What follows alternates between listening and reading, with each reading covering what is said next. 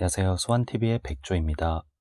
이번 영상은 주식 투자에서 성공하려면 인덱스 펀드, ETF에 투자하자라는 주제로 영상을 준비했습니다. 따라서 이번 영상에서 인덱스 펀드가 무엇인지 그리고 ETF에 대해서 최대한 상세하게 말씀드려 보겠습니다. 우선 인덱스 펀드란 두산백과에서는 주가 지표의 변동과 동일한 투자 성과의 실현을 목표로 구성된 포트폴리오라고 나와 있는데요. 우리나라 종합주가 지수에는 코스피와 코스닥이 있습니다. 정말 왕초보 주린이 분들을 위해서 코스피란 유가 증권시장에 상장된 기업들의 주식 가격 변동을 종합적으로 작성한 지표라고 이해하시면 되는데요. 코스피에는 대부분 국내 굵직한 기업들이 대거 포진해 있습니다. 그리고 코스닥은 대한민국 제2증권시장이라고 생각하시면 되고 주로 벤처기업이나 중소기업 위주로 상장되어 있습니다. 그리고 미국의 주가 지수로는 S&P 500, 나스닥, 다우존스 등이 있고 일본은 니케이, 그리고 중국은 상하이 종합 등 각 나라마다 이렇게 종합주가 지수가 있습니다. 인덱스 펀드는 우리나라의 코스피 또는 미국의 S&P 500 등의 정해진 지수의 수익률과 유사한 수익을 실현할 수 있도록 운용되는 펀드입니다. 즉 주가 지수의 수익률만큼 수익을 추구하는 상품이라고 보시면 됩니다. 그러면 오늘의 주제인 주식에서 성공하려면 왜 인덱스 펀드에 투자하자라고 말씀드렸을까요? 주식 투자를 하기에 앞서 반드시 산업과 기업을 공부한 후 그 기업의 가치를 평가하고 투자해야 하지만 사실 그게 말처럼 쉽지는 않죠. 그래서인지 주식 투자자의 90%는 돈을 벌지 못한다고 합니다. 즉 주식 투자로 성공하는 사람은 10%가 채 안 된다는 말인데요. 주식 투자로 성공한 10%의 사람들 입장에서 보면 인덱스 펀드는 수익률이 보잘것없고 하찮아 보일 수 있습니다. 그렇지만 대다수 주식 투자자들이 실패하는 게 엄연한 현실입니다. 세계적인 투자자 워렌 버핏은 어떠한 헤지 펀드도 장기적으로 보수가 매우 낮은 인덱스 펀드의 수익률을 따라갈 수 없다라고 말을 했다고 합니다. 이렇듯 주식에 10년 넘게 투자한 사람들이 인덱스 펀드의 수익률을 넘기기 힘들다고 하는데요. 그래서 예측하기 힘든 주식시장에서 성공할 수 있는 확률을 높이기 위해서 인덱스 펀드에 투자하자라고 말씀드린 것입니다. 그러면 이제 우리는 어떻게 인덱스 펀드에 투자할 수 있는지에 대해서 말씀드려 보겠습니다.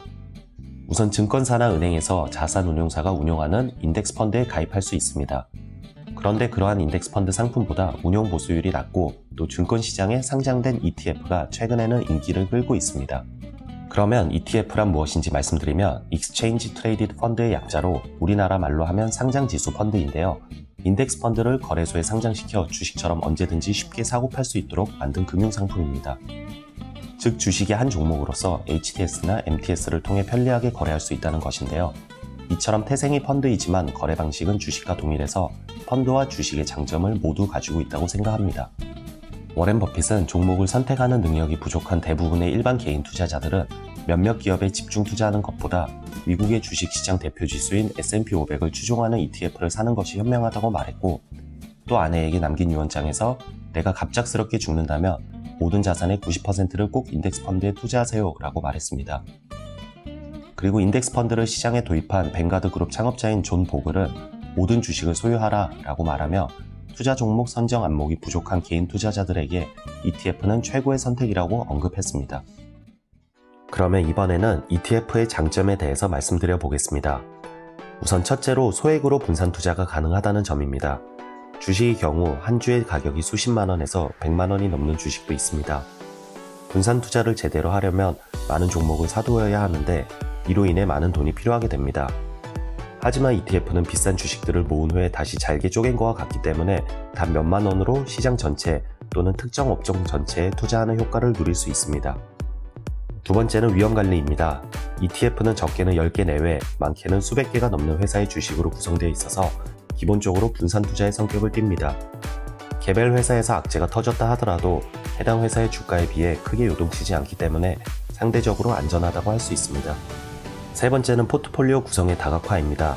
ETF에는 주식뿐만 아니라 다양한 상품이 있어 여러 분야의 간접 투자를 할 수 있습니다.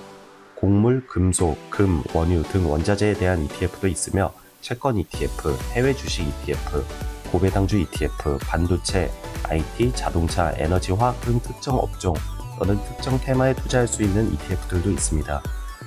이렇듯 글로벌하게 투자하는 포트폴리오 구성이 가능합니다. 네 번째는 실시간 거래가 가능하다는 것입니다.